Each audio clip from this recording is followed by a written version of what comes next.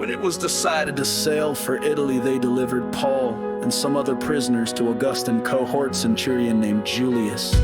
And embarking in a ship of Adramyttium, which was about to sail to ports along the coast of Asia, we put to sea accompanied by Aristarchus, a Macedonian from Thessalonica.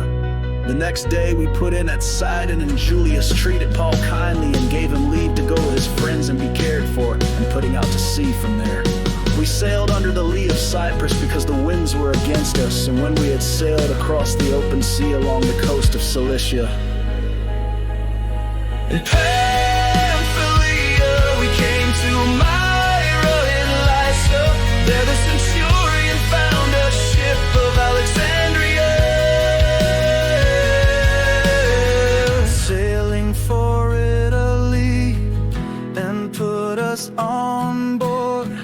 We sailed slowly for a number of days, and arrived with difficulty off Cnidus. And as the wind did not allow us to go farther, we sailed under the lee of Crete, off Salmone, coasting along it with difficulty. We came to a place called Fair Havens, near which was the city of Lycia.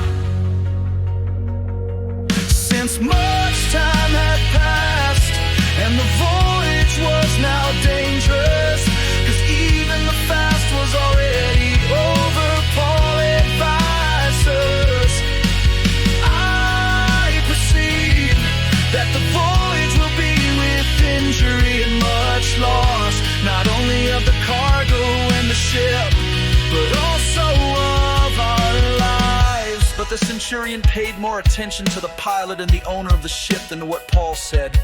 Because the harbor was not suitable to winter in, the majority decided to put out to sea on the chance that somehow they could reach Phoenix, a harbor of Crete facing both southwest and northwest, and winter there.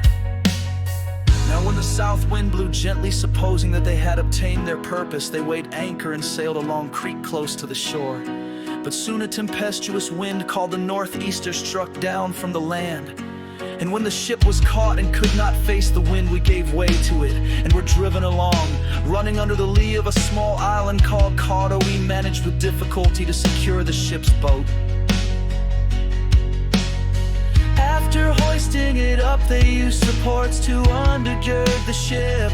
Then fearing that they would run aground on the Syrtis, they lowered the gear, and thus they were driven along. Since we were violently storm-tossed, they began the next day to jettison the cargo, and on the third day they threw the ship's tackle overboard.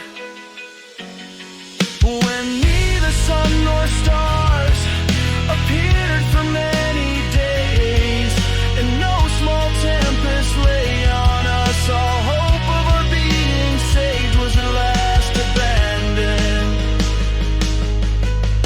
Since they had been without food for a long time, Paul stood up among them and said, Men, you should have listened to me and not have set sail from Crete and incurred this injury and loss. Yet now I urge you to take heart, for there will be no loss of life among you, but only the ship. For this very night there stood before me an angel of God, to whom I belong in worship, and he said, Do not be afraid, Paul, you must stand before Caesar.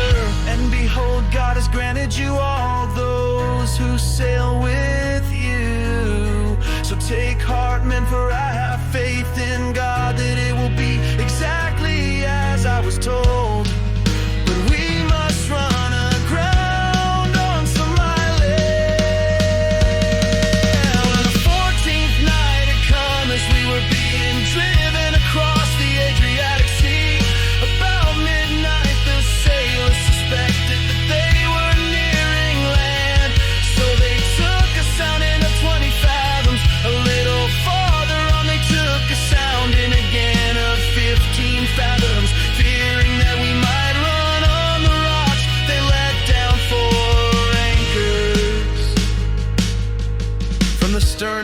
prayed for day to come as the sailors were seeking to escape from the ship and had lowered the ship's boat into the sea. Under pretense of laying out anchors from the bow, Paul said to the centurion and the soldiers, "Unless these men stay in the ship, you cannot be saved." Then the soldiers cut away the ropes of the ship's boat and let it go.